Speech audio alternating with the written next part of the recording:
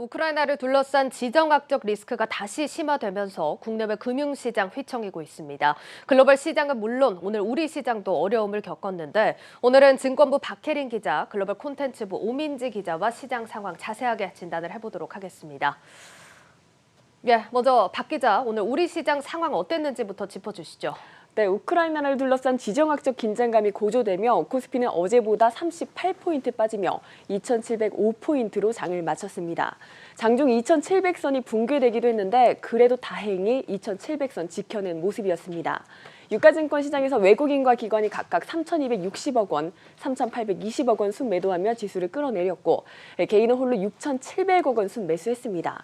코스닥 지수는 어제보다 16포인트 내린 868.11포인트로 마감했습니다.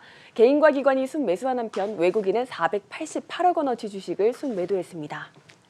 최근 반등이 나와줬던 우리 장이었기 때문에 아쉬움이 큽니다. 오 기자, 사실 우리나라뿐만 아니라 세계 금융시장 같이 좀 타격을 받고 있습니다. 글로벌 시장 상황은 어땠습니까? 네, 오늘 미국 증시는 공휴일로 장이 열리지 않았습니다. 하지만 미국 지수 선물이 일제히 하락세를 보였는데요. 나스닥 선물은 2.19% 급락을 보였고 S&P 500 선물도 1.6%, 다우 선물은 1.4% 하락했습니다. 반면 러시아 금융시장은 직접적으로 타격을 좀 받았습니다. 러시아의 루블화는 3%대 하락하면서 큰 폭으로 떨어졌고요. 러시아 증시인 모엑스 지수는 장중 14% 넘게 빠지기도 했습니다. 우리는 오늘 밤 뉴욕 증시 개장 흐름 주목을 또 해봐야겠습니다. 오 기자, 그러면 정확하게 러시아와 우크라이나 사태, 현재 상황이 어떻게 돼가고 있는 겁니까? 네, 이 긴장 상태를 이어오던 러시아와 우크라이나의 갈등 상황에서 푸틴 대통령이 우크라이나 진입을 명령한 겁니다. 현지 시간으로 21일 로이터 통신에 따르면 푸틴은 우크라이나 돈바스 지역에 러시아 평화유지군 진입을 명령했습니다. 이 돈바스 지역 내 도네츠크 인민공화국, 루간스크 인민공화국의 친러시아 분리주의자들이 독립을 선포한 건데요. 이에 푸틴 대통령이 독립을 승인하는 법령에 서명하면서 거기에 평화 유지 활동을 한다는 명목으로 진입을 명령한 겁니다. 그러니까 평화 유지라는 명목으로 우크라이나 진입을 명령했다는 건데 미국이 그간 여기에 대해서 굉장히 강하게 비판을 해오지 않았습니까? 지금 네. 글로벌 국가들도 강하게 목소리를 내고 있던데요. 맞습니다. 그래서 러시아의 우크라이나 진입에 대해서 서방 국가들은 한 목소리로 비판의 목소리를 높이고 있습니다. 먼저 미국은 경제 제재 조치를 곧바로 내렸습니다. 바이든 대통령은 러시아가 독립을 승인한 우크라이나 돈바스 지역에 대해서 미국인의 신규 투자나 무역, 금융을 금지하는 행동 명령을 발동했습니다. 이 러시아 우크라이나 갈등 상황 발발 이후 미국이 내린 첫 번째 제재 조치였습니다. 이 미셸 EU 정상회의 상임의장과 우르줄라 EU 집행위원장도 공동 성명을 내고 이 러시아의 군 진입 명령을 규탄한다 이렇게 밝혔습니다. 조금 전에 러시아 측에서 미러 외교장관 회담은 여전히 준비되어 있다. 이런 발언이 전해지기도 한 상황입니다만 오 기자, 어쨌든 러시아 태도에 따라서 추가적인 조치도 더 발동이 될 수 있는 상황인 거죠? 네, 러시아의 태세에 따라서 서방의 경제 압력은 더 심화될 수 있는 상황입니다. 이 백악관은 현지 시간으로 22일 러시아에 대한 추가 제재 조치를 발표할 것이다 이렇게 발표를 했고요. 유럽연합도 제재 조치에 들어가겠다 이렇게 밝혔습니다. 이 우르줄라 유럽연합 집행위원장은 이전에도 러시아가 우크라이나를 침공할 경우 국제금융시장을 차단하거나 유럽연합 제품을 수입하지 못하게 하는 등 구체적인 방안을 제시해 왔습니다. 이 유럽연합이 제시하는 대러시아 제재 조치가 어느 정도 수준일지도 주목해야 하는 부분입니다. 알겠습니다. 이런 제재 조치 우리 시장에서도 흘려들을 수는 없는 상황인데 박 기자, 증권가에서는 이런 상황 우리 시장에 얼마나 영향을 줄 거라고 보고 있습니까? 네, 향후 전면전으로 확대될지 등에 따라서 전망이 바뀌긴 하겠지만 이 현 상황에선 대체로 금융시장에 미치는 영향은 제한적이고 단기적일 것이라는 의견이 지배적입니다. 현재 리스크가 이미 일정 부분 시장 가격에 선 반영돼 있는 데다가 앞서 오 기자도 말했듯 전쟁이 전면전으로까지 번지기는 어렵다고 보기 때문입니다. 전망입니다. 따라서 업계에선 러시아가 조용한 전쟁으로 초기 상황을 주도하려고 의도하고 있다며 지정학적 위기 상황에서 주로 나오는 패턴인 이와 같은 패턴은 나오기 어려울 것이라고 보고 있습니다. 또 대신증권은 우크라이나 사태가 시장의 핵심 이슈는 아니지만 취약해진 시장을 뒤흔들고 있다고 봤는데요. 이에 2,700선 지지 여부가 중요하다라고 진단을 하며 만약 코스피 지수가 반등하더라도 따라가는 전략은 지양해야 할 것이다 이렇게 조언했습니다. 네, 우리 시장이 오늘 또 간신히 2,700선은 지켜내면서 마감을 했기 때문에 이번 주 좀 지켜보시면서 지지 여부 확인을 해보시면 좋을 것 같습니다. 박 기자, 사실 리스크가 우크라이나 사태뿐만이라면 참 좋을 것 같긴 한데 지금 고려해야 할 사안들이 많지 않습니까? 예, 굉장히 많습니다. 그중 가장 큰 문제는 인플레이션인데요. 국제유가가 배럴당 100달러를 향해 뛰는 가운데 원자재 가격까지 급등하며 인플레 압력이 높아지고 있습니다. 특히 이번 사태는 국제 원유 가격과 천연가스 가격에 직접적인 영향을 미치고 있습니다. 러시아는 글로벌 원유 생산량의 약 13%, 천연가스 생산량에는 약 17%를 담당하고 있고 우크라이나에는 러시아에서 유럽으로 공급되는 이런 파이프라인이 가동되고 있기 때문입니다. 금융투자업계에선 단기적으로 무력 충돌이 발생하면 우크라이나를 경유하는 라인의 일시적인 가동 중단 우려가 높다며 가격의 단기적인 강세가 불가피하다고 전망하고 있습니다. 네, 박 기자, 지금 유가, 원자재뿐만 아니라 비철금속 가격도 좀 급등세 이어가고 있지 않습니까? 네, 맞습니다. 러시아는 세계적으로 알루미늄과 니켈의 생산량의 상당 부분을 차지하고 있기 때문에 공급 차질에 대한 우려까지 나오고 있습니다. 또 우크라이나는 전 세계 밀 수출의 12%, 옥수수 수출에는 16%를 차지하고 있습니다. 따라서 농산물 가격 상승에 따른 에그플레이션 우려까지 나오고 있는 상황입니다. 예, 그래도 업종별로 한번 짚어보자면 유가, 천연가스, 원자재 이런 업종들이 좀 짚어주신 이유로 주가 상승이 좀 크게 나오고 있는 업종입니다. 우리 시장별로 보자면 좀 등락이 좀 엇갈리고 있는 상황인데 어떻습니까? 네, 맞습니다. 천연가스와 국제 유가가 뜰 것이라는 관측에 에너지주는 오늘 강세를 보였고요. 에그플레이션 우려 속에 사료 관련주는 상승세를 보였습니다. 한편 사태가 심각해지거나 이제 장기화될 경우 원자재 가격 부담이 있는 반도체나 음식료 업종 등이 영향을 받을 뿐 아니라 국내 경제 전반에도 타격을 입힐 수 있습니다. 예를 들어 반도체 특수가스 원료 수급에 문제가 생긴다면 반도체 업종뿐만 아니라 이를 이용하는 IT 업종에도 타격을 입히는 등 줄줄이 이익이 훼손될 수밖에 없습니다. 예, 박 기자, 그런데 유가가 이제 급등할 경우에 정유 업종은 좀 이익 개선이 되면서 주가가 상승하는 걸로 알고 있는데 오늘 주가는 좀 주춤한데 여기에 대한 이유도 궁금하고 또 전쟁 위험에서 상대적으로 영향을 덜 받는 업종이 있다면 어떤 게 있을까요? 네, 최근에는 유가에 대한 불확실성이 워낙 크다 보니까 주가 연동성이 약해진 것으로 풀이가 됩니다. 증권가에선 하반기까지는 정유주를 관망해야 한다 이렇게 조언하고 있습니다. 또 전쟁의 위험에서 다소 벗어날 수 있는 업종으로는 유통이나 통신, 게임, 은행 업종 등이 꼽힙니다. 예, 알겠습니다. 자, 앞으로 러시아 행보가 또 중요할 것 같은데 오 기자, 이게 국내외 금융시장 큰 변수가 될 것 같습니다. 지금 어떤 분석들 나오고 있습니까? 네, CNN 등 외신 등에 따르면 백악관의 고위 관계자는 현재 상황이 새로운 전쟁 국면을 의미하는 것은 아니다 이렇게 말하기도 했습니다. 이전에도 러시아군이 군대를 주둔하고 있었고 앞으로의 러시아 행보에 더 긴밀하게 대응해야 할 것이다 이렇게 말한 건데요. 러시아와 우크라이나의 갈등이 지난 2014년부터 이어져 온 지난한 상황이라는 점에서입니다. 이런 갈등 상황에 더해서 러시아의 침공 결정이 러시아 자국에도 큰 타격을 입히는 만큼 러시아의 실제 행보가 어떻게 이어질지는 미지수다 이렇게 보는 관측도 적지 않습니다. 예, 우리도 좀 주시해서 지켜볼 필요가 있겠습니다. 마지막으로 박 기자, 이번 주 목요일 한국은행의 금통이 열리는데 지금 같은 상황에서 사실 인상 결정을 내리기는 쉽지 않을 것 같습니다. 어떤 전망 나옵니까? 네, 이번 금통위에선 기준금리 동결 전망이 우세합니다. 금융투자협회 조사 결과 채권 전문가 10명 중 9명은 이번 금통위에서 기준금리가 동결될 것이라고 전망했습니다. 신영증권은 3회 연속 인상이 금통위에 부담이 될 것이라는 점과 또 2월 금통위가 이주열 총재의 마지막 회의라는 점을 감안할 때 이번에는 금리 동결 가능성이 크다라고 분석했습니다. 네, 여기까지 듣도록 하겠습니다. 지금까지 박혜린 증권부 기자, 글로벌 콘텐츠부 오민지 기자와 우크라이나발 리스크와 현재 상황까지 짚어봤습니다. 잘 들었습니다.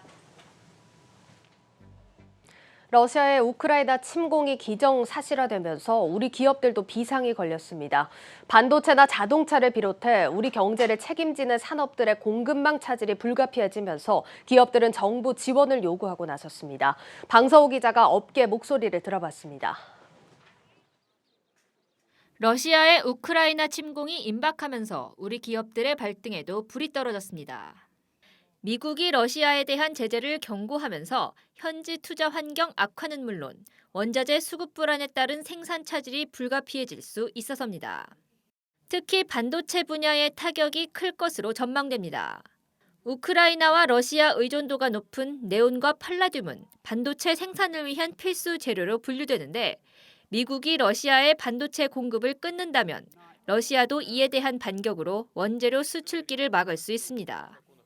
삼성전자와 SK하이닉스 등 우리 반도체 기업들은 우크라이나 사태가 예견된 악재인 만큼 어느 정도 재고는 확보해놓은 상황이라면서도 사태가 장기화될 경우를 대비한 거래선 확보의 골머리를 앓고 있습니다. 이 사태가 이미 좀 예견되고 있었기 때문에 국내 반도체 기업들은 다 재고 확보를 했을 거예요. 이제는 만약에 좀 문제가 커지면 이제 공수 다른 대체안들 쪽에서 이제 계속 늘려야 되는 거죠. 대러시아 수출의 상당 부분을 차지하는 자동차 업계도 현지 내수 감소와 부품 공급 차질 등을 우려하며 정부의 강력한 지원을 요청했습니다. 우리나라가 지난해 러시아에 수출한 자동차와 관련 부품은 각각 24억 9,600만 달러, 14억 5,400만 달러 규모로 러시아 수출 비중 1, 2위에 해당하는 핵심 품목입니다. 우크라이나 사태 때문에 사실 현대차는 러시아에 공장이 한 연 23만 대 생산하는 데가 있고 판매 법인도 있거든요. 그러니까 그쪽으로 이제 수출하는 품목이 좀 차질이 벌어지는 건 맞는데 조달 우려가 있거나 차질이 발생하는 부품 같은 게 특히 좀 문제거든요. 그래서 거기에 대해서는 한시적인 긴급 할당 관세를 좀 정해 달라. 원자재 의존도가 높은 항공과 해운, 석유화학업계도 에너지 가격 급등으로 인한 수익성 악화를 걱정합니다. 러시아가 글로벌 2위 석유 생산국인데다 세계 1위 천연가스 수출국인 상황에서 유가는 벌써 지난 2014년 크림반도 사태만큼 치솟았기 때문입니다. 실제로 대한항공의 경우 항공유가 배럴당 1달러만 올라도 3천만 달러가량 손실이 발생하는 것으로 알려졌습니다. 러시아발 공급망 차질이 팬데믹 이후 또 다른 악재가 될지 기업들의 잠 못 이루는 밤이 계속되고 있습니다. 한국경제TV 방서우입니다. 상황이 이렇자 제약바이오 업계도 긴장하고 있습니다. 우크라이나 갈등이 길어지면 유럽 지역을 대상으로 한 임상 일정에 차질을 피할 수 없기 때문입니다. 신동호 기자입니다. 러시아의 우크라이나 침공 영향은 국내 제약바이오 업계도 피해갈 수 없습니다. 우크라이나는 그동안 국내 제약바이오 기업의 유럽 진출을 위한 전초기지로 활용되는 경우가 많았습니다. 우크라이나는 유럽 국가로 분류돼 EU 경제권 내에서 적용되는 의약품 허가가 신속하게 처리된다는 점에서 우크라이나에서의 임상과 허가 중단은 유럽 시장 진출이 지체로 이어질 수 있습니다. 우크라이나에서 글로벌 임상시험 일정을 진행하는 기업들은 서둘러 임상 국가에서 제외하는 것을 검토하는 가운데 신풍제약이 가장 먼저 임상 지역을 변경했습니다. 국제 관계를 고려했을 때 우크라이나에서 임상 시험을 이어가기엔 무리일 수 있다는 판단에 발빠르게 나선 셈입니다. SK바이오사이언스와 종근당은 코로나19 의약품 다국가 임상 3상 시험 대상국에 우크라이나가 포함돼 있어 임상 시험 일정에 영향을 받지 않을까 예의주시하고 있습니다. 실제 전쟁 위기로 인해 유럽 현지 제조소의 의약품 생산 차질이 불가피해지면 의약품 수입 의존도가 높은 국내 제약산업은 적지 않은 타격을 받을 수 있다는 우려까지 나옵니다. 중소기업계는 아직 직접적인 영향은 없지만 러시아 우크라이나 간 갈등이 장기화될 경우 원자재를 수입하는 국내 중소제조 업체도 피해를 입을 것이라고 지적합니다. 우크라이나하고 우리 중소기업이 직접 거래하는 경우는 거의 없더라고요. 우크라이나 사태로 인해 가지고 이제 석유 가격이라든지 LNG 가격이 올라가면 이게 간접적으로 그 중소기업들한테 영향을 미친다는 거지. 특히 미국이 러시아의 달러 결제를 막는 등 경제 제재까지 가중되면 우리나라와 러시아와의 무역까지 중단될 수 있다는 의견도 나옵니다. 정부가 현지에 진출한 기업의 경영 상황 악화와 글로벌 경제 제재에 대응해 피해를 최소화하기 위해 정책을 마련해야 한다는 목소리가 힘을 얻고 있습니다. 한국경제TV 신동호입니다. 문재인 대통령은 러시아의 우크라이나 침공을 우려하면서 평화적 해결을 촉구했습니다. 특히 현지 교민들의 보호와 철수, 또 공급망 차질에 따른 우리 경제 피해를 최소화하는 등 신속한 대응을 주문했습니다. 정원우 기자입니다. 국가안전보장회의 NSC와 대외경제안보전략회의를 연달아 소집한 문재인 대통령은 교민들의 신속한 철수를 주문했습니다. 사태가 급박하게 전개됨에 따라 이제는 보다 신속하고 적극적이고 구체적인 대응 태세를 갖추어야 합니다. 우크라이나 거주 교민들의 보호와 철수에 만전을 기하고 관련국들과도 긴밀히 협력해 주길 바랍니다. 이날 기준 공관원과 크림 지역 교민을 제외한 우리 국민 63명이 현지 체류 중인 것으로 파악되고 있습니다. 우리나라와 우크라이나와의 경제 연관성은 크지 않지만 글로벌 공급망 불안이 커질 수 있는 만큼 이에 대한 각별한 대비도 주문했습니다. 에너지, 원자재 등 공급망 차질, 또 세계 금융시장 불확실 등이 우리 경제 전반에 영향을 미칠 수 있는 만큼 우리 경제가 불이의 피해를 입는 일이 없도록 선제적으로 다양한 가능성에 대한 대응 방안을 적극적으로 강구해 주기 바랍니다. 특히 기업이 미리 대비를 할 수 있도록 정보를 제공하고 외교 안보부처와 경제부처, 국정원, 청와대가 상황이 안정될 때까지 비상체제를 유지하라고 지시했습니다. 문 대통령이 NSC를 직접 주재한 것은 북한의 미사일 발사가 있었던 지난달 말 이후 약 3주 만으로 그만큼 현재 상황이 긴박하다는 뜻입니다. 러시아가 우크라이나 동부 분리주의 세력의 두 공화국 독립을 승인하고 평화유지군 명목의 병력 파견을 지시한 것으로 알려지며 전면전 가능성이 커졌습니다. 문 대통령은 대화를 통한 해결을 촉구하고 우리나라 역시 평화적 해결 노력에 적극 동참하겠다는 뜻을 밝혔습니다. 한국경제TV 정원우입니다. 이번 사태에 정부는 경계태세에 들어갔습니다. 수출이 타격을 받고 재정 적자도 심해지면서 국가 신용 등급에도 부정적인 영향을 줄 것으로 우려됩니다. 한창률 기자입니다. 한숨 돌린 듯 보였던 우크라이나 사태가 러시아 파병 지시에 일촉즉발의 상황입니다. 정부는 긴급 대외경제장관회의를 소집하고 우리 경제에 미칠 파장을 예의주시하고 있습니다. 안 그래도 치솟고 있는 에너지 가격이 더 뛰면 경제의 근간인 수출이 더 악화일로로 빠질 수밖에 없습니다. 이미 에너지와 원자재 가격 상승으로 2달 연속 이어진 무역 수지 적자는 이번 달에도 적자 행진 중입니다. 관세청 집계에 따르면 이번 달 20일까지 무역 수지가 17억 달러 가까이 적자를 기록하며 올해 누적 적자만 65억 달러를 넘어섰습니다.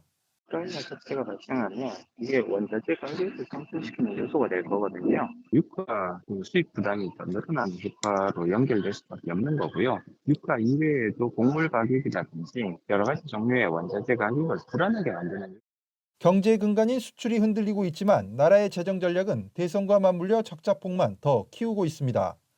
17조 원 규모의 추경 통과와 함께 올해 통합 재정 수지는 70조 원 넘는 적자를 기록할 전망입니다. 여기에 대선 이후 2차, 3차 추경 가능성으로 올해 재정적자 100조 원 시대는 현실로 다가오고 있습니다. 이런 우려 때문에 국제신용평가사들도 우리 경제의 불안 요소로 급격히 늘어나는 국가 채무를 지적하기도 했습니다. 수입 부문에서 국제적인 가격 상승에 의한 부분이 영향을 주고 있어서 경상수지 적자가 확대되고 있는 부분이 있고요. 재정 적자 확대 및 국가 채무가 증가하는 부분들이 경제에 부담을 주고 있기 때문에 이러한 부분들이 우리 경제의 불안정성과 금융시장에 부정적인 영향을 줄 수 있는 상황은 되는 것으로 판단됩니다. 우크라이나 사태로 수출에 직간접적인 타격이 불가피한 상황에서 재정 적자로 신용까지 더욱 불안해진 한국 경제의 모습은 당분간 이어질 전망입니다. 한국경제TV 한창률입니다.